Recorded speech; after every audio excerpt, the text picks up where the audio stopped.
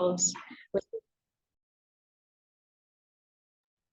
still waiting for a few more people and we'll begin shortly. As you can see, the title is the role of HR function in fraud prevention and detection, and we have experts in this field who are ready to present soon. Thank you.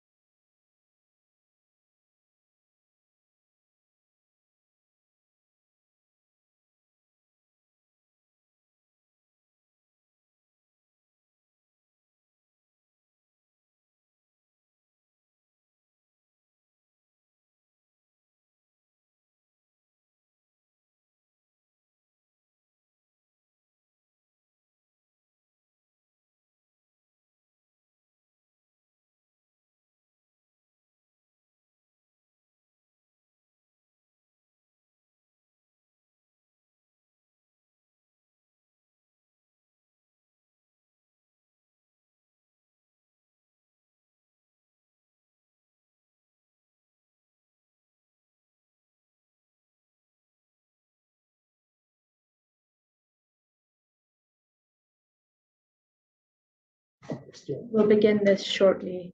Thanks for your patience.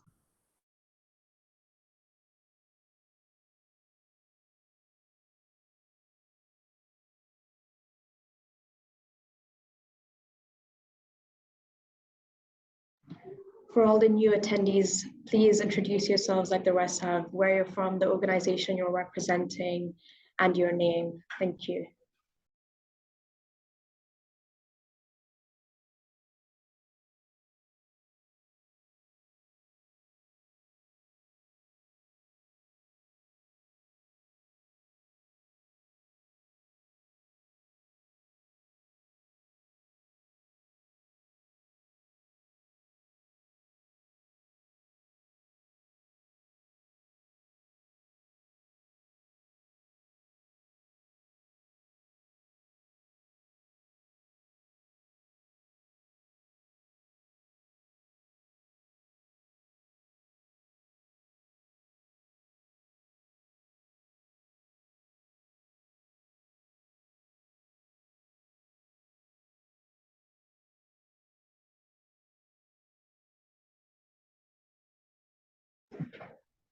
Okay, I think we're good to start. Thank you so much for coming.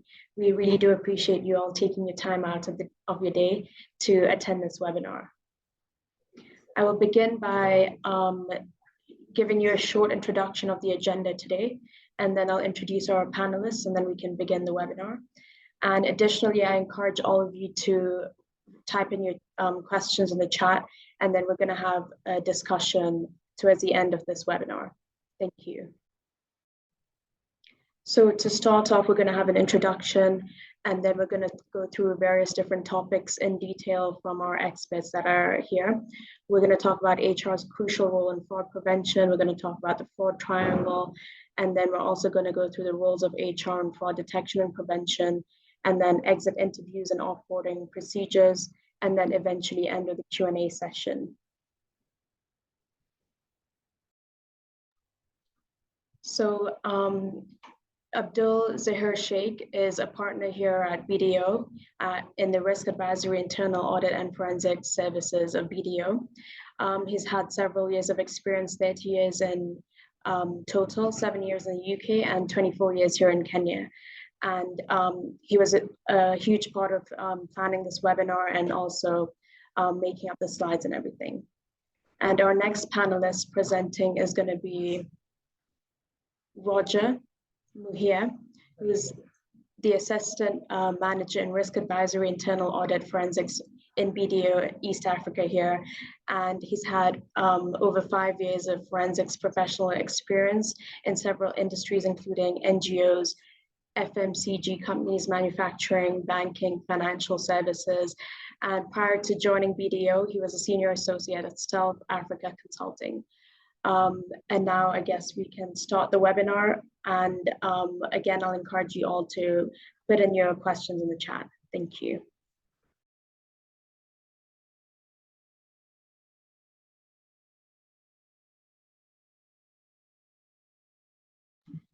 To start off this webinar, I'd like to introduce Joseph, who's going to introduce BDO Global Research. Thank you.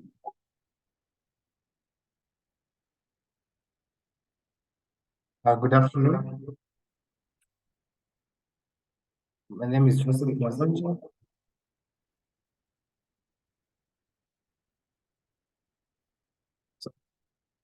I'm going to talk about BDO East Africa, starting with the BDO Global Statistics. BDO is the 5th largest audit firm worldwide, currently with US dollars 12.8 billion, with over 164 countries and over 1,803 offices worldwide.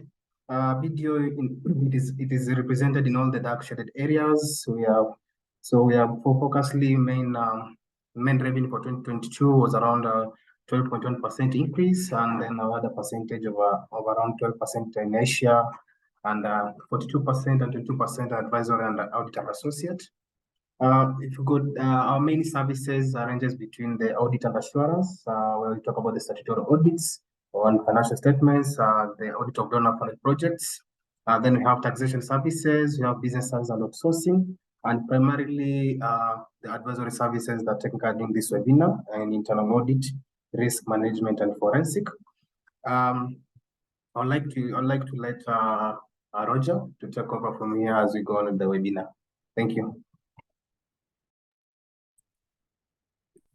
Hi everyone, it's a pleasure to meet you all and to be taking you through this virtual webinar today on HR and its role in fraud prevention and detection. So maybe we can start by defining HR's crucial role in fraud prevention and detection. In the realm of this fraud, HR is an integral part in the 3 lines of defense for organizations.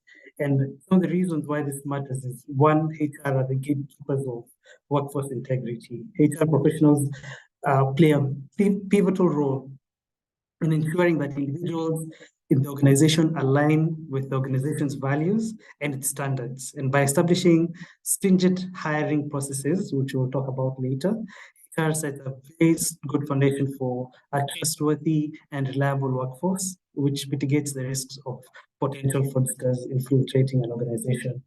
HR is also the custodians of employee data. HR normally manages vast amounts of sensitive employee data, ranging from personal information to personal records and certificates and so on and so forth. This information is a very valuable asset and potential target for fraudsters, because in today's day and world, your data is, everything. And once a fraudster gets access to your data, a lot can happen. And we've seen examples of that. So safeguarding this data is very crucial in preventing both internal and external threats to the organization. There are also the culture shapers within an organization. They play a crucial role in shaping and nurturing the culture of integrity, transparency, and ethical behavior in an organization through effective communication, training programs, policy enforcement, and fostering an environment where fraudulent activities are less likely to occur.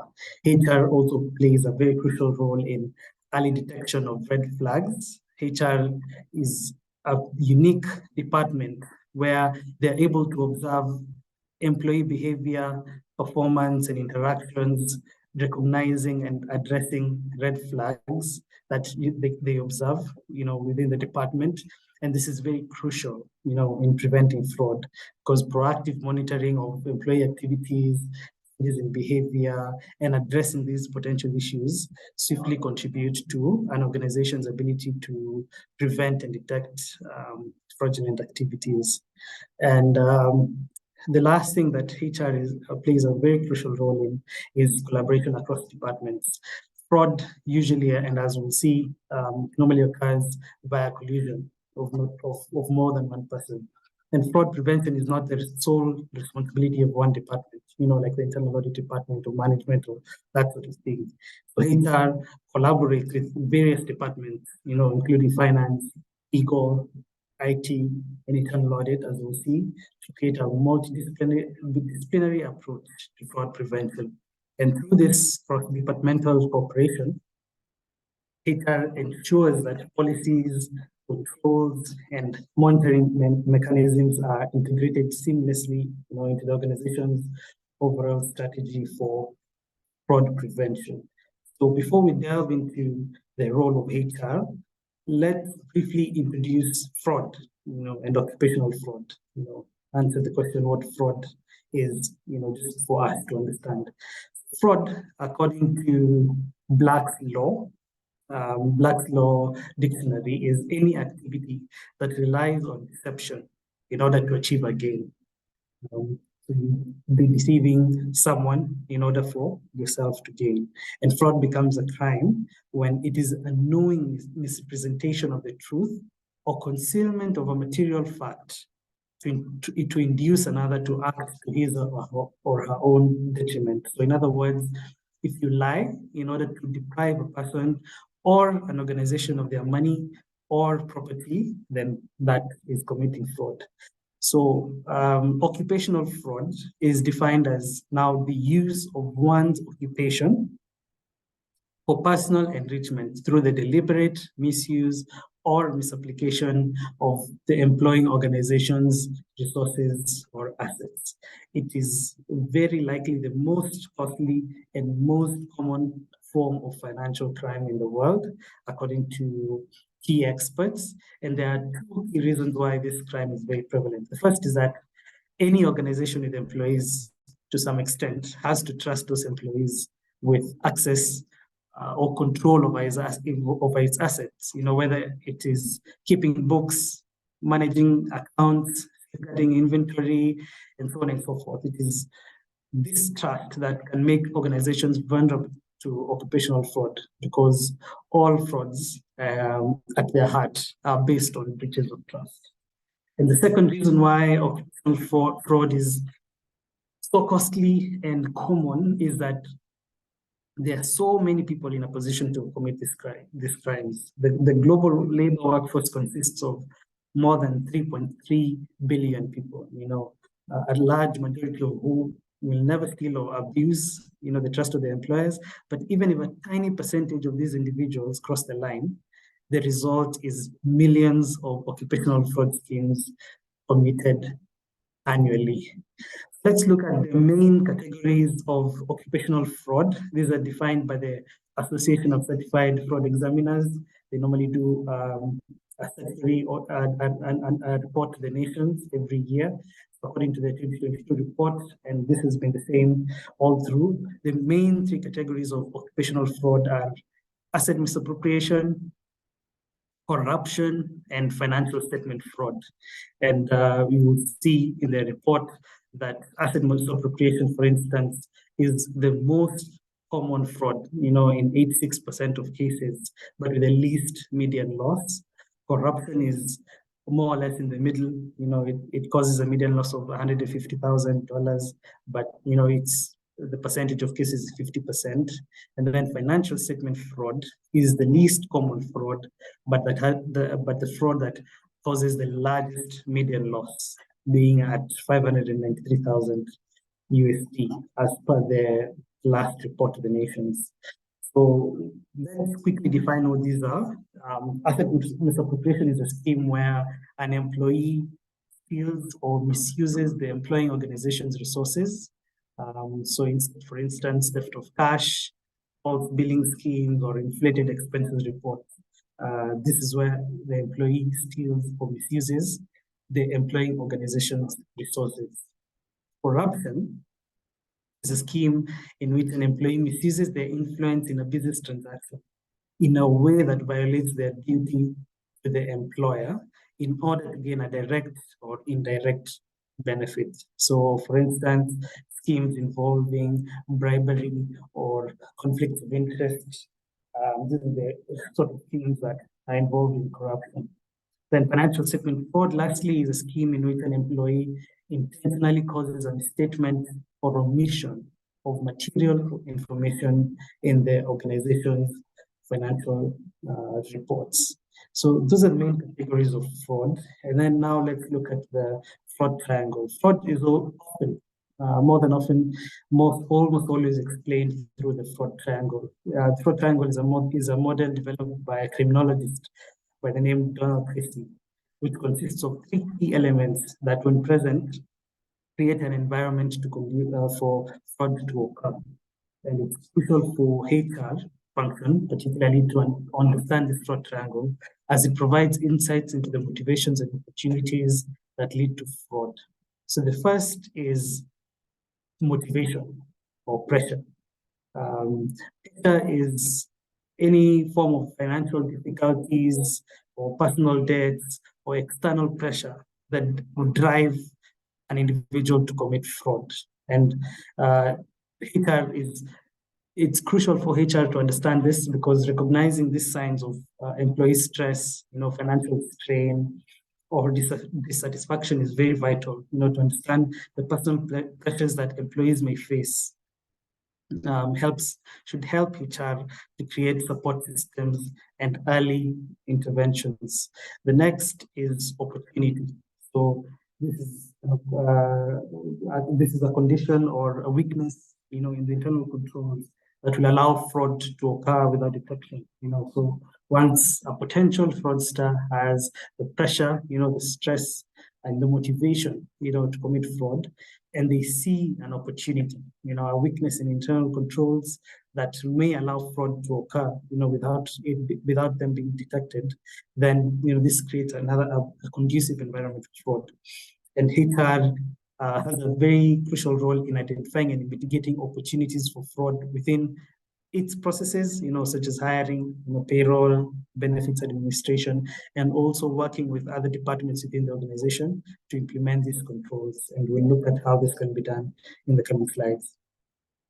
And the last key element of the fraud triangle is rationalization. This is where the fraudster does a mental justification, or sort of an ethical fading that individuals use to justify fraudulent actions, where you tell yourself, for instance, this organization doesn't pay me enough, or they're not implementing good internal controls, so they want to be stolen from anyway, or they already have so much money, whatever I steal won't hurt. So they rationalize whatever they want to do to justify their actions, and fostering an ethical work environment is crucial for HR to do, to provide ethics training and promote open communication channels, to empower employees to voice concerns, and reduce the likelihood of rationalizing fraudulent behavior. This is a crucial role for HR. And the reason why HR needs to understand the fraud triangle is not just about preventing fraud. It's where it's to create a resilient organizational culture where fraudulent activities don't find fertile ground to occur. Prevention is always better than cure. So HR needs to understand this so that they're able to prevent and detect fraud before it happens. And this is the first key point, early detection. Recognizing the signs of pressure, opportunity, or rationalization early on enables HR to intervene before fraudulent activities escalate. And this proactive identification allows HR to address underlying issues, providing support to employees facing pressures and minimizing the risk of fraudulent actions. Another key reason why they need to understand this is risk mitigation. Comprehending the fraud triangle empowers HR to identify and mitigate potential opportunities for fraud within HR processes, as we mentioned, such as recruitment, onboarding, and employee management, and also within the procedures, and also within the environment, the organization at large, by working with the other departments. And this significantly reduces the likelihood of fraudulent activities occurring, and this safeguards the organization's assets and reputation. The third thing is cultural influence. HR is a key influencer in shaping organizational culture. And understanding the fraud triangle allows HR to instill values that deter fraudulent behavior and promote ethical decision making. A culture of integrity cultivated by HR will naturally act as a deterrent to creating an environment where employees are less likely to engage in fraud. And the last thing is enhanced vigilance. So armed with knowledge about the fraud triangle that we have just shared, HR professionals, of course, will be better positioned to be vigilant in their roles, being able to spot potential red flags and take proactive steps to safeguarding the organization. So as I mentioned, let's look at key roles, of HR in fraud detection and prevention. We'll try to run through them really quickly so that we don't use up too much of your time. And so HR, plays a very key role, in fraud detection and prevention. And this is to do with internal controls. Internal controls are processes, policies, and procedures that are implemented by an organization to ensure the reliability of financial reporting, compliance with laws and regulations, and the effectiveness and efficiency of operations. So while traditionally associated with hiring and HR policies, HR's reach should extend far beyond this. It should become a strategic partner in weaving internal controls that actively prevent fraud and ensure that the organization's assets and reputation and ethical standing remain steadfast. And we'll look at some of the key roles and ways in which HR can contribute to internal controls to detect and prevent fraud. And so these specific ways start with background checks. HR is responsible for conducting thorough background checks on potential hires. This is a key role for HR. And we'll look at how they can do some of these background checks. The second is ethics and compliance training. HR can implement ethics and compliance training programs to educate the employees about the organization's code of conduct and things and such that. And we'll look at how HR can do this. We look at policy development and communication. HR is very crucial and instrumental in developing and communicating policies, both related to fraud and reporting mechanisms, and also the consequences, for the violations against it, because HR is the one who does that. So clear communication ensures that employees are aware of the organization's expectations and also the consequences for fraudulent behavior. Internal reporting mechanisms as well. HR can establish and manage, and it is within their purview to establish and manage reporting mechanisms such as whistleblower programs, for instance, that are confidential and that create a safe channel for anonymous reporting for fraud, for those employees who can come forward. And we'll touch more on this later on. HR is also very crucial in collaborating with departments to ensure that there is an adequate segregation of duties. Separating responsibilities helps prevent one person from having too much control over a process, and reducing the risk of fraud going undetected. And the sixth thing is performance monitoring and behavioral analysis. HR can work with managers and key team leaders, line managers, to monitor employee performance and behavior. Sudden changes in behavior or performance are usually indicators of potential fraud. Remember, we're trying to prevent and detect fraud before it happens. So proactive monitoring allows for this, and we look at how HR can do this. The second last thing is exit interviews and offboarding procedures. So when employees leave the organization, HR should and can conduct exit interviews to ensure robust onboarding procedures, and we look at why this is a key role. And the last thing is collaboration with internal audit. Let's quickly look at background checks. In today's dynamic and competitive business landscape, and the age of social media, and a lot of information being published online, the significance of background checks cannot be understated. As organizations strive to build trustworthy, and resilient and secure workforces, background checks are a very fundamental thing, to ensure that beyond routine procedural requirements, these checks are a strategic investment, in risk mitigation and safeguarding against potential liabilities, and ensuring, the overall integrity of the workforce. Making sure that the people who come into your organization are already people who have, ethics and morals, who don't have any previous key indicators of fraud.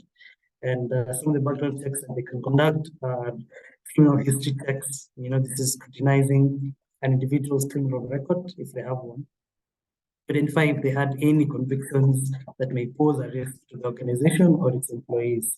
This is essential for roles with access to very sensitive information, such as financial responsibilities, or roles or positions that involve the safety and safety of the well-being and safety of others.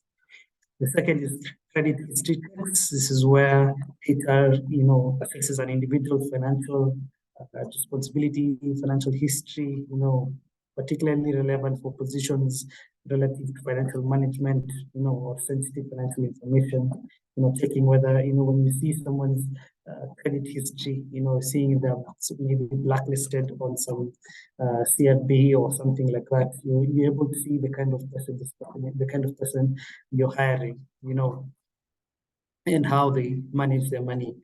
The third thing is employment history verification. It's very crucial for HR during a background check to verify the accuracy of an individual's reported work history, to make sure that the information in the resume or in the CV aligns with their actual experience. Someone is not lying to you that they worked in so and so company, yet they didn't. And it's very crucial for roles particularly requiring specific expertise. The fourth is academic background checks. This is confirming whether an individual's educational credentials are valid, and the degrees and certifications that they claim they have are actually there, to make sure that this person is not lying to you from the onset. The fifth, and which is also very crucial in today's day, is adverse negative media checks. This is to uncover any negative mentions in social media or media coverage relating to fraud or activities, unethical behavior, or other integrity issues associated with the candidate. Nowadays, a quick social media check, a quick background check on Google, for instance, can tell you, whether this person was mentioned before as to have participated in a fraudulent activity one day prior, and this can already give you some key information about this person. And the last thing is litigation checks. This is investigating whether this potential candidate, has been involved in any legal proceedings prior, especially those related to fraud, financial misconduct, or ethical violations. And this is also very easy nowadays. There are websites such as kenyalaw.org. There's Worldly and Africanly, and many other law databases where you just search someone's name, and it can tell you whether this person was involved, and you can view a brief of the case, and be able to see whether this person was involved in any form of fraud in their lifetime. The second point, and role that HR plays in internal controls to prevent fraud is ethics and compliance training. So HR usually serves as the vanguard, in instilling a culture of transparency and integrity within the organization. And by implementing good ethics and compliance training programs, they play a crucial role in educating employees about the organization's code of conduct, the legal requirements, and things to do with, fraud and preventing and potential red flags and the things that we have mentioned before. So they educate employees, guide employees through the intricacies of the organizational conduct. And this is beyond mere dissemination. It should be beyond just sending the code of conduct to the employees and asking them to sign. We know many of us don't read, many employees won't read the code of conduct or just quickly sign, but they should do training, to ensure that it delves into the nuances of anti-fraud policies, legal requirements, and even the consequences of fraud, should you take place in it. This also helps to cultivate transparency, through immersive and training sessions. HR fosters it fosters an environment where transparency becomes, almost second nature. Employees are able to gain a deep understanding of the acceptable boundaries of behavior within the organization. And this awareness, this heightened awareness, acts as a shield, as a proactive shield, preventing the inception of fraudulent activities before they can take root. The third is building a culture of integrity. HR and its commitment to training, extends beyond compliance. It contributes to the cultivation of a culture steeped in ethics and compliance. This becoming the catalyst for empowering employees to make ethical decisions autonomously, by themselves. So when you arm individuals with this knowledge, you significantly reduce the likelihood of engaging, of employees engaging in fraudulent practices, occupational fraud, and that sort of thing. And this fosters a culture of workplace trust and credibility. And the last is tailoring training to fraud prevention. So HR should refine training modules to intricately address the nuances of recognizing, preventing, and reporting fraudulent activities. It has to be a proactive approach to ensure that every employee becomes a sentinel against fraud. And this makes sure that every employee is a guard. It's a protective measure against fraud, and not just the 3 lines of defense. The third key role that HR plays is policy development and communication. So as the custodian of organizational values, HR has a very crucial role in developing and communicating policies, things such as the fraud policy and the code of conduct that we shared and those sort of things. So developing and communicating these policies is very crucial, and it helps establish a framework where the employees are not only aware of the expectations, but also understand the consequences of fraudulent behavior. So this should start with strategic policy development. HR should lead the strategic development of anti-fraud policies. This can be done by collaborating with key stakeholders to create a comprehensive framework where policies encompass preventative measures and reporting mechanisms, and very explicit consequences for the violations.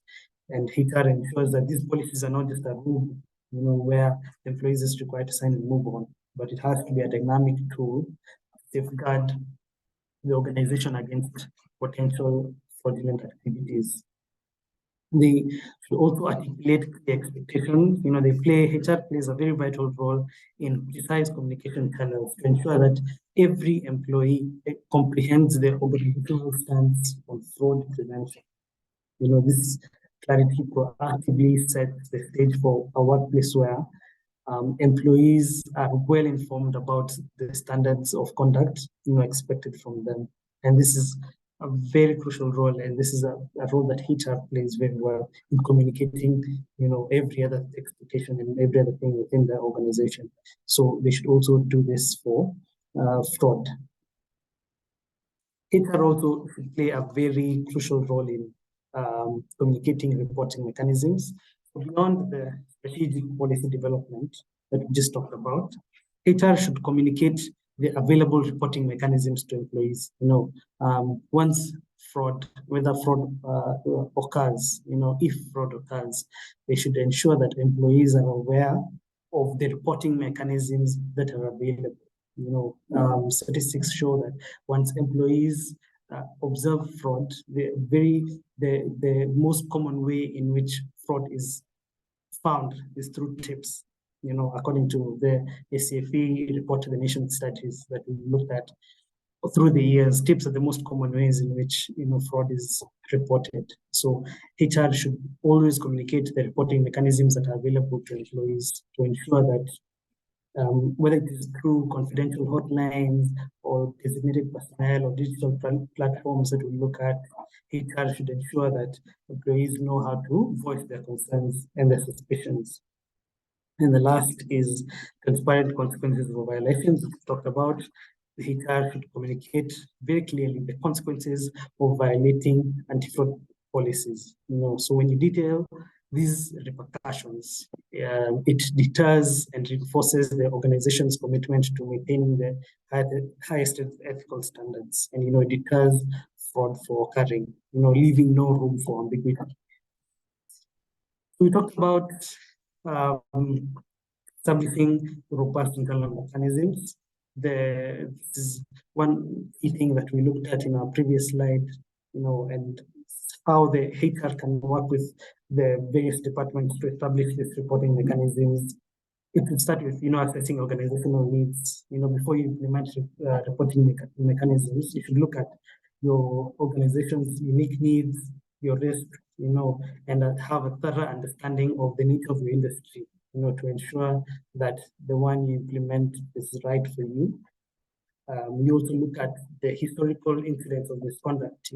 If you've had fraud in your organization before, how has it happened and how was it reported? And this helps to implement, a good reporting mechanism. Then you define the very clear reporting procedures within your organization. This should include, who to contact, how to report, and what information should be provided. Employees, if they don't know, if they see fraud and they want to report, but they don't know who to report to or how they should report or what they should report, it deters them from doing so. So it should be very clear, and you should always offer anonymity options. Employees who are willing to report fraud once it occurs, more often than not, want to remain anonymous. So they don't want to be retaliated against by the fraudster, if they're found out, or even by management at times. So you should consider offering anonymity options where employees report anonymously. And we look at some of the reporting mechanisms that you can implement in the coming slides. You should also develop training programs to educate the employees about the reporting processes and their rights and protections. After you do that, you establish a dedicated reporting channel, one that is easily accessible to employees, and it is monitored by the necessary team. Then you ensure, legal compliance with regulatory requirements, that are within the country, whistleblower protection laws and that sort of thing. You communicate and promote these mechanisms actively throughout the organization, and then you establish a feedback loop, where employees can provide input on the reporting process to ensure that it is working effectively for your organization. And some of the types of reporting mechanisms which we had talked about in our previous webinar as here, whistleblower hotline is a very key one. It's a dedicated hotline where whistleblowers or employees can report, they can call and report their concerns anonymously.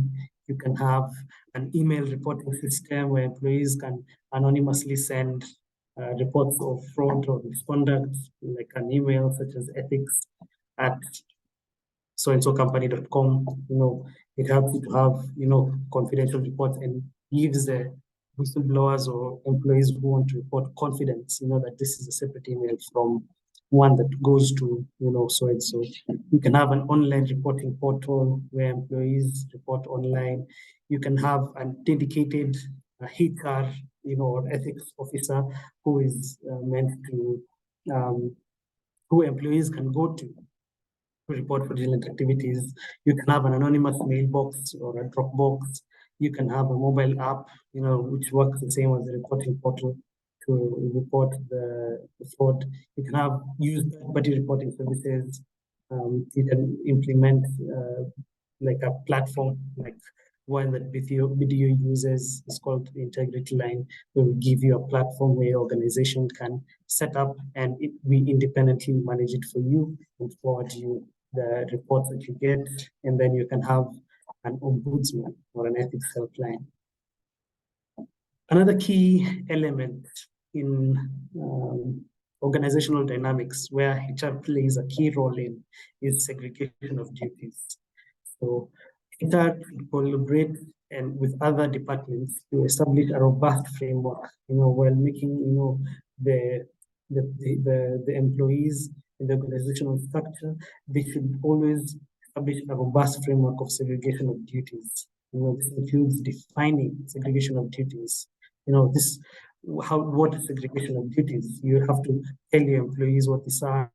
And for instance, segregation of duties is the deliberate separation of tasks and responsibilities within an organization, to ensure that no single individual has control over or excessive control over process. And this mitigates fraud by introducing checks and balances. And HR should collaborate with other departments to assess and establish very clear lines of segregation of duties through identification and implementation of segregation measures that are tailored to the organization's unique processes. So this can be, if it's a system that your organization has, you can make sure that they are very, very clearly established checks and balances, approval controls throughout the system. So when one is, for instance, passing a journal, it has to be approved by the next person, something like that. It also prevents it's a key thing in preventing consolidation of control. It should actively participate in designing structures that distribute responsibilities very well to reduce the likelihood, as we mentioned, of any one individual having unchecked authority. And this is work to reduce the risk of fraudulent activities, because fraudsters, as we mentioned before, they work by colluding. Fraudsters will work by colluding, and they also, as we talked about the fraud triangle, a potential fraudster who has the motivation or the opportunity to commit fraud by having very key control over one process, then is very likely to commit fraud. But once you reduce this by having a very clear segregation of duties, you reduce the risk of fraudulent activities occurring. And this, of course, makes it challenging for fraudsters to do fraud, without detection. And this enhances the detection mechanisms. Segregation of duties in collaboration with HR and other departments establishes a system where discrepancies or anomalies or irregularities that are red flags of fraud are more likely to be identified, because the next person who is approving or checking the other person's work will look at their work and identify if there are any anomalies and detect fraud if it happens early. And so HR should adapt, its understanding of the structure and the key role of segregation of duties within the organization and its dynamics to prevent the need of fraud. HR also has a very crucial role in playing in performance monitoring and behavioral analysis.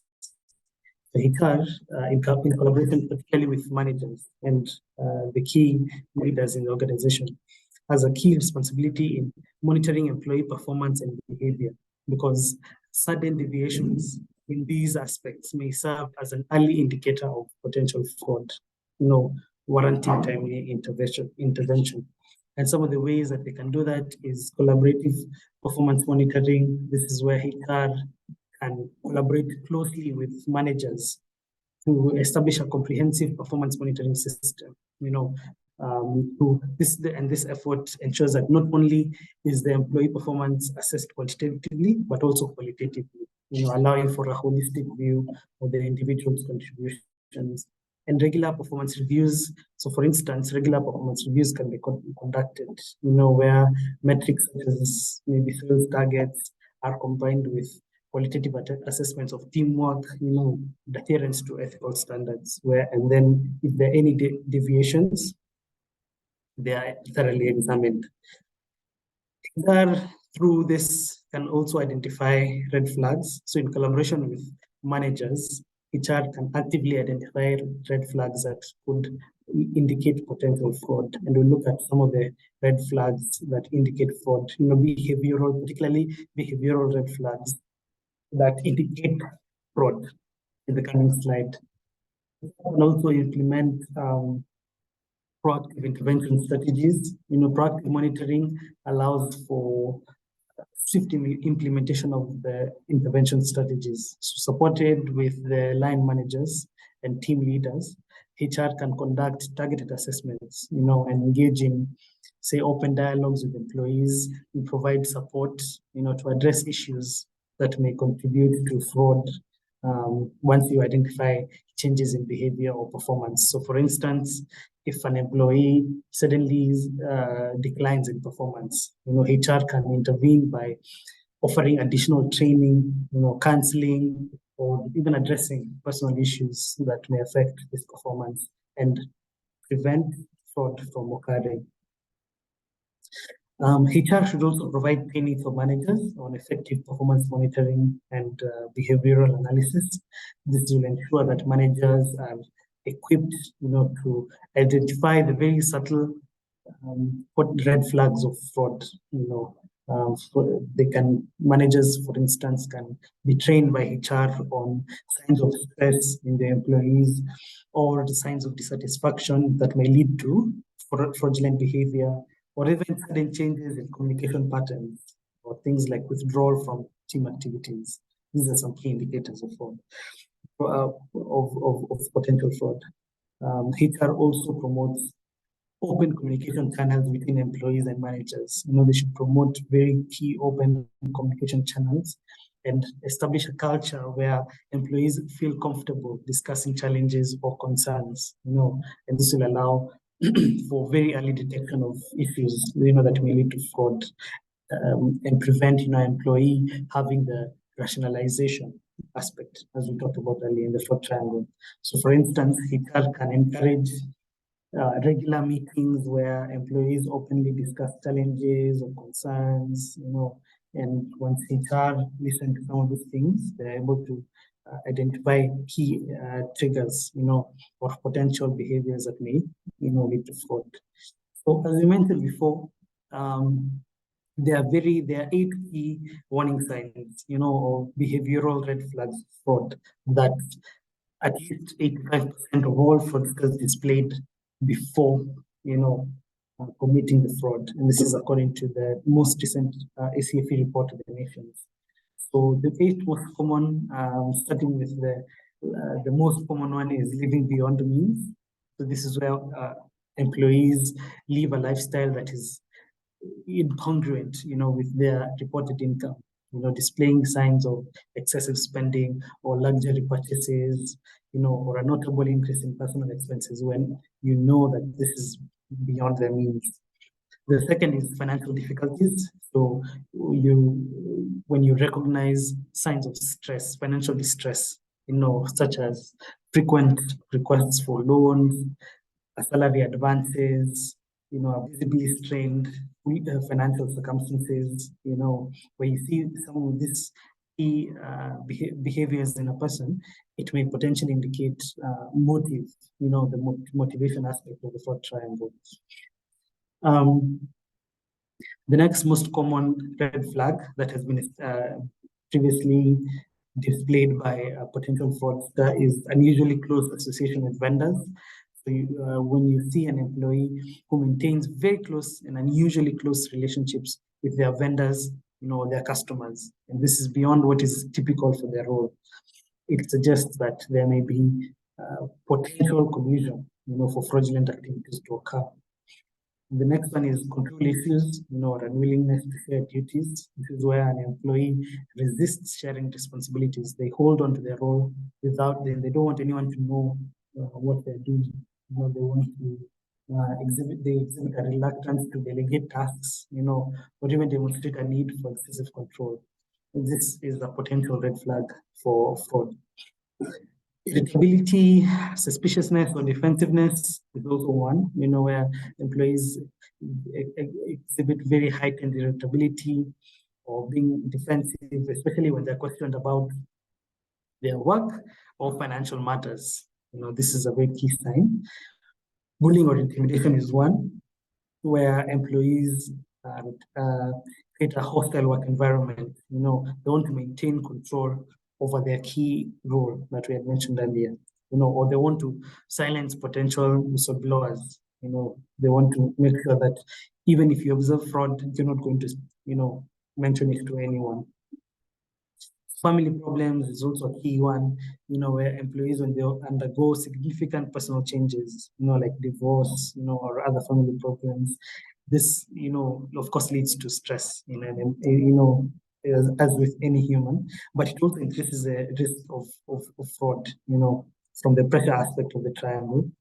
And the last is a wheeler-dealer attitude. This is an attitude where the employee has high risk, very opportunistic approach to dealings, and they don't care, they're okay, doing everything by themselves, and they don't care for any repercussions. So this also is a key warning sign.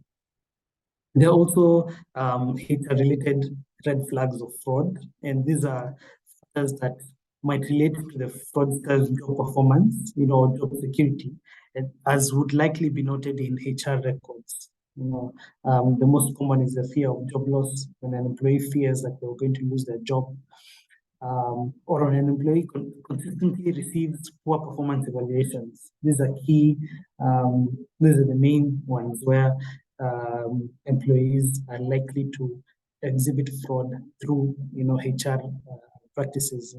When they also denied a raise or promotion, this may promote them to rationalize the fraud. In benefits, gives employees pressure, cutting pay, even up to losing their job, an involuntary cutting hours, and even demotion.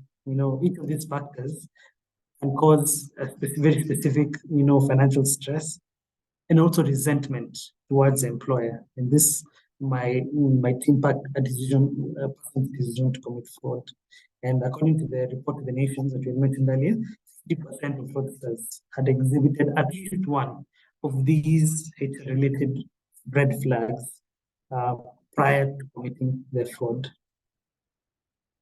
So coming to a close, one of the last things that HR does, which is a key aspect of their job, is exit interviews and offboarding procedures. So in the realm of proactive detection, HR should strategically use this, not just as, sort of a picking the checkbox sort of thing, but they can use them, as proactive detectors, for instance, in fraud, where a HR, for instance, during an exit interview or during offboarding, seeks to understand the departing employees' experiences, their perceptions, and their insights, about their organization. And this might, uncover any potential red flags that, that may indicate that fraud is, about to happen. For instance, an employee who expresses very sudden dissatisfaction, with their role, or unexpected concerns about work best practices during an exit interview. This might signal that there are deeper issues, even for those employees who are remaining, that require investigation. So the next key point is, offboarding is a very key aspect, in ensuring asset reclamation. So HR should implement very rigorous offboarding procedures to ensure that the assets, the company property, key cards, IDs, laptops, login details, and that sort of thing are reclaimed completely. And this minimizes the risk of unauthorized access, or misuse of sensitive information once the employee leaves. So for instance, you can have a detailed checklist for recovering the return of electronic devices, access cards, and any other proprietary information that is specific to your organization. And this ensures that all the departing employees are aware of and they comply with these procedures. HR can also have surveillance for unusual departure patterns, so they can remain alert for behaviors or anomalies like unauthorized access, attempts to retain unauthorized access, where the employee, for instance, wants to retain the key card, even after they left the organization, or the login details, reluctance to company property. So, for instance, if an employee wants to download a large volume of confidential data of the company when they're leaving, or they resist returning the company-owned equipment, this should indicate it's a very key warning sign of fraud. The employee may want to leave the organization and go, target your clients themselves. So this is a key thing. And then the last thing that offboarding procedures and exit interviews help in preventive fraud is strategic knowledge transfer and succession planning. So these exit interviews and offboarding, they're strategically aligned to facilitate a very seamless knowledge transfer and succession planning with the next person. And HR should ensure this to make sure that critical knowledge, for instance, is documented and shared. And this mitigates the risk of information gaps. And a person playing a very key role leaves without passing on their knowledge to the next person who's coming into their role. It causes an information gap. And this information gap can be exploited in future for fraud. So, for instance, you can ensure that a very experienced employee documents the work that they're doing and transfers some of this work into the relevant team members. This is especially key for manufacturing industries and that sort of thing. The last thing that HR should do, in the pursuit of fraud prevention, is a strategic collaboration with internal audit. This ensures that there is a synergy between internal audit functions and the HR functions, controls pertaining to personnel, hiring, employee management, and risk assessment as well. They are very key in fraud prevention. So, for instance, when it comes to personnel controls assessment, HR should collaborate with internal audit to assess and enhance controls related to personnel. This includes a thorough examination of onboarding processes, access permissions, personnel file management, and that sort of thing, to identify and rectify any potential vulnerabilities. So, for instance, internal audit can conduct periodic reviews of employee files, which are kept by HR, to ensure that access rights to the system, for instance, are appropriately assigned and they are updated. As an employee moves up an organization or down, the access rights are assigned and they're updated. And this collaboration with internal audit ensures that any discrepancies are flagged very early on. The collaboration between HR and internal audit also promotes integrity, in the hiring process. This extends to scrutinizing hiring practices, ensuring that the hiring practices are transparent with policies.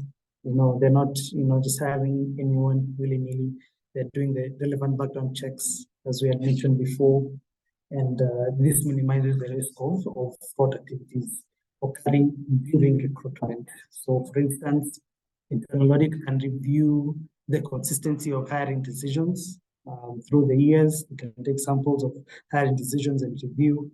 And this is something that we do within BDO to ensure that candidates are selected based on merit, not, and there's no such thing as undue influence or corruption or any other fraud within the hiring.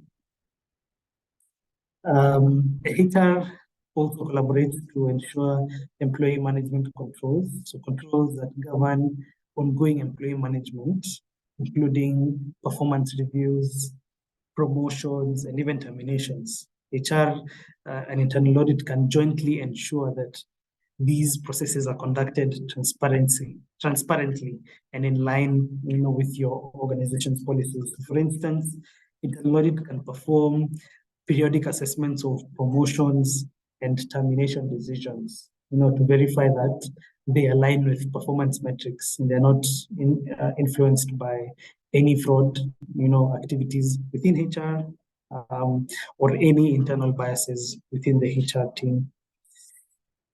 The second last thing is comprehensive fraud risk management.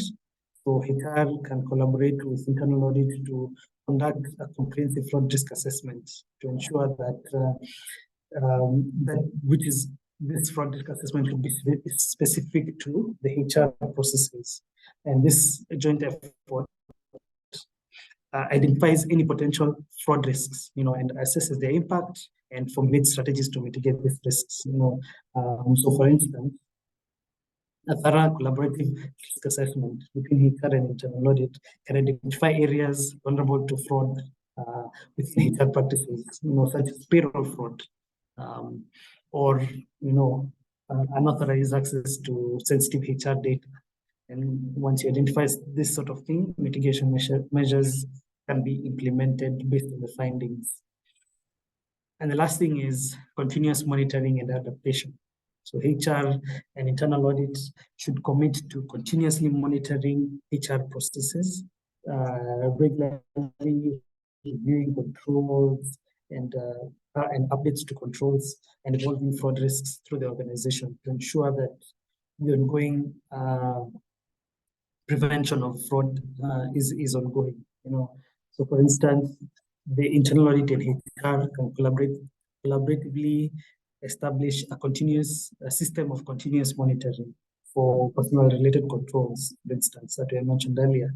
This can involve things such as real-time audits of access logs, periodic training of fraud prevention, and even adjustments to controls based on emerging threats. So these are the 8 key roles in which HR plays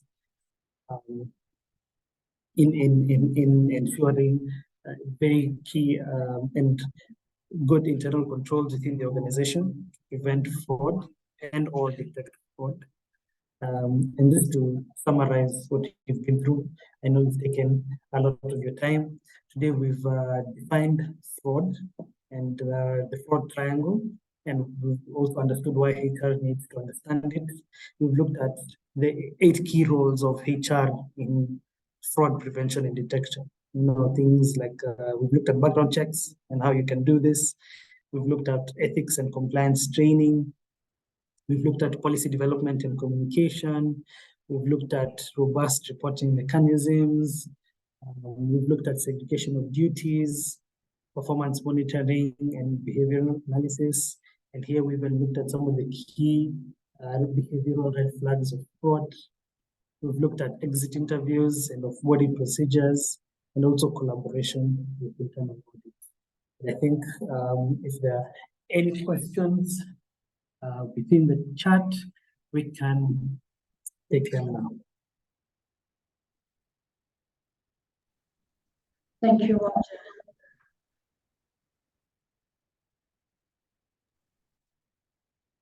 That was a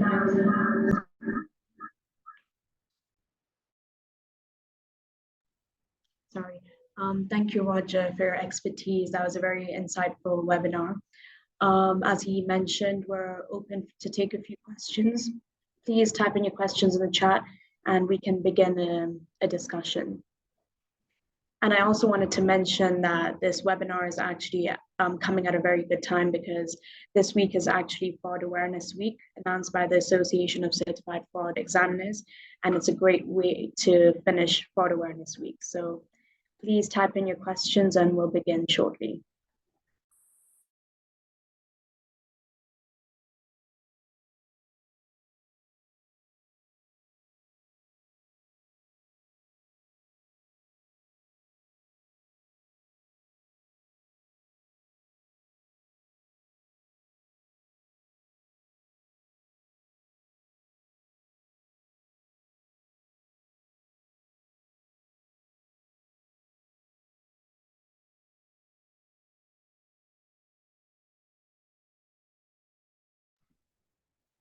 Thank you, Priscilla, for your question.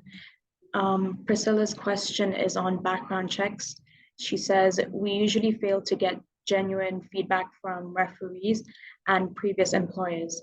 Please shed more light on how we can do background checks more effectively.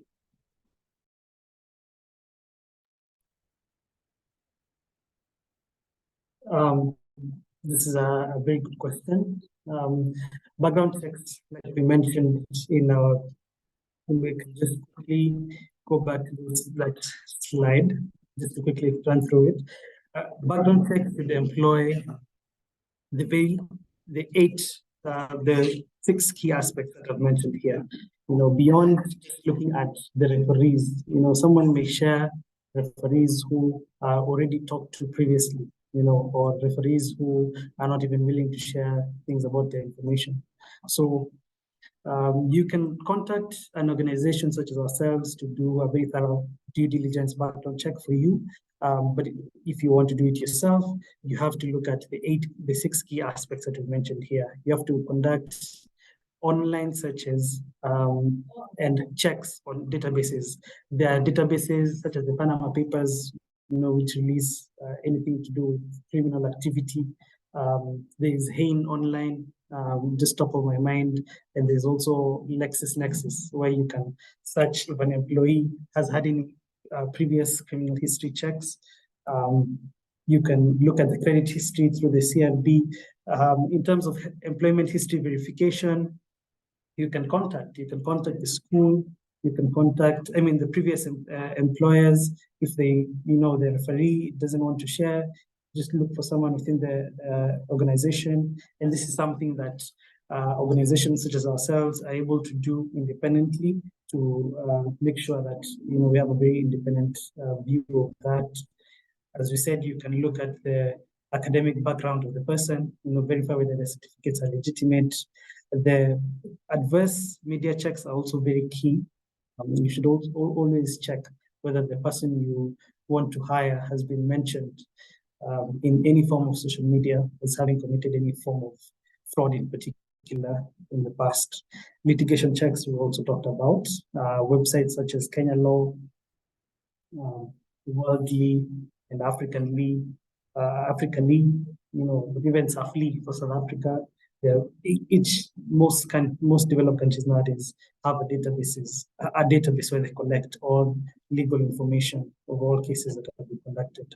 So you should ensure that you do a very thorough background check based on all these factors. And you can also contact organizations such as ourselves to do an independent verification. Thank you.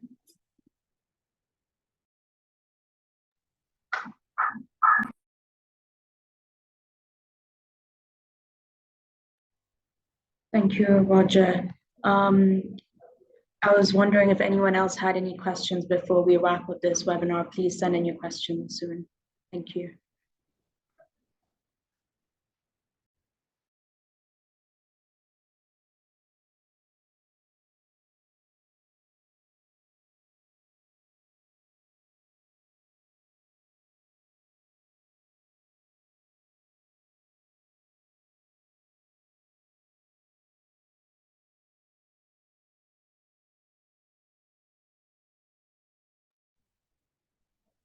Thank you, Anton, for your question.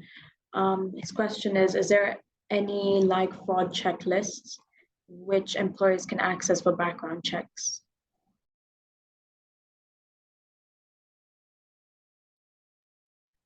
Thank you for your question. Yes, there is a fraud checklist. Like I mentioned here, these are the 3 key aspects, the 6 key aspects of background checks that you should always make sure to tick, when you're doing a background check. And these are what form the checklist for background checks. So whenever you're doing background checks, you should have a checklist for any of these activities, whether there's criminal history by the employer, by the employee, the potential employee, whether there is any negative credit history, whether you have verified their employment history.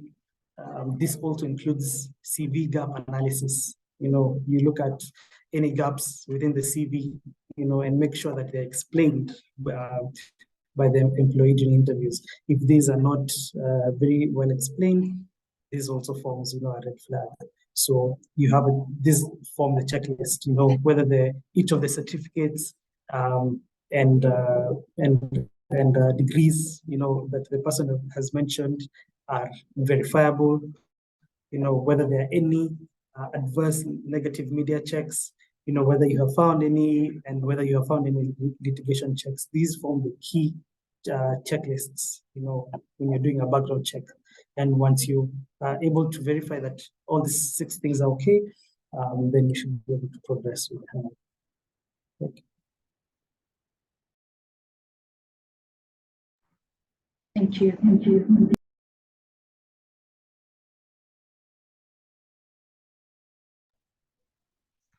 We have a few more questions that we can take. I can just combine them.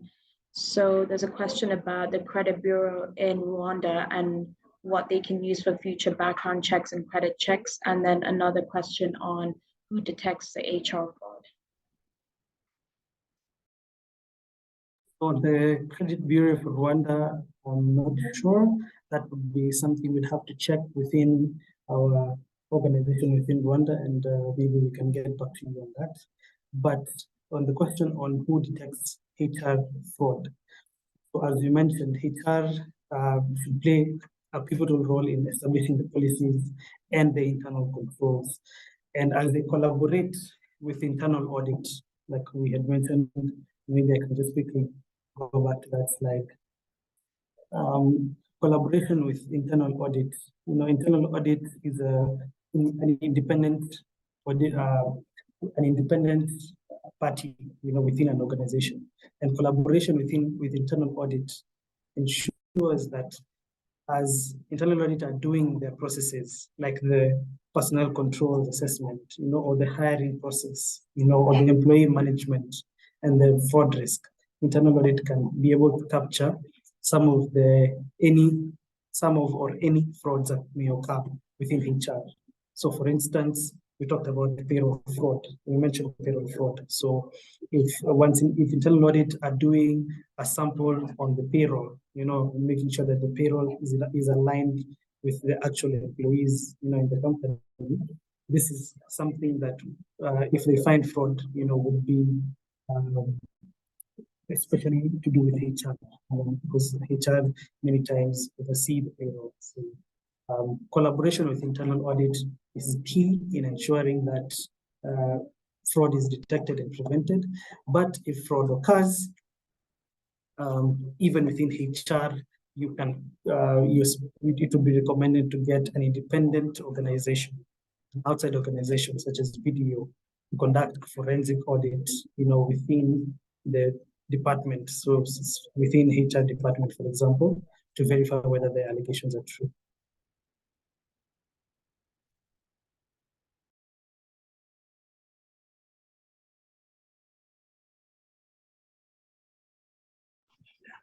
Okay, thank you.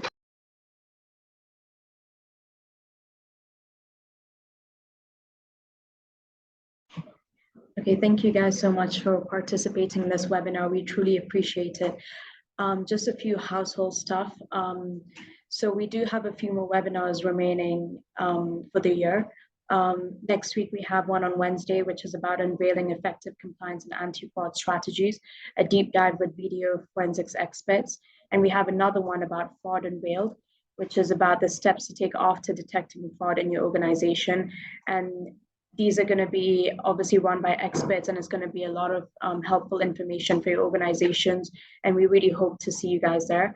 And in terms of the recording, it's going to be uploaded on YouTube for all of you to rewatch and maybe take a few notes for your own use. Thank you so much again for attending. We really appreciate it.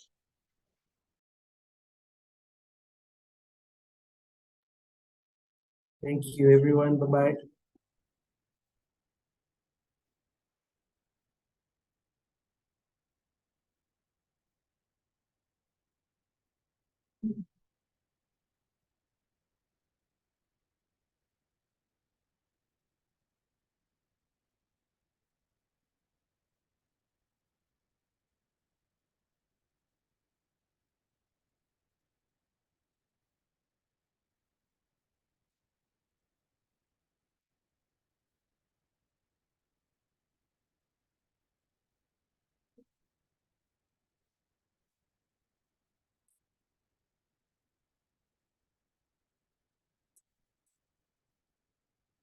Mhm.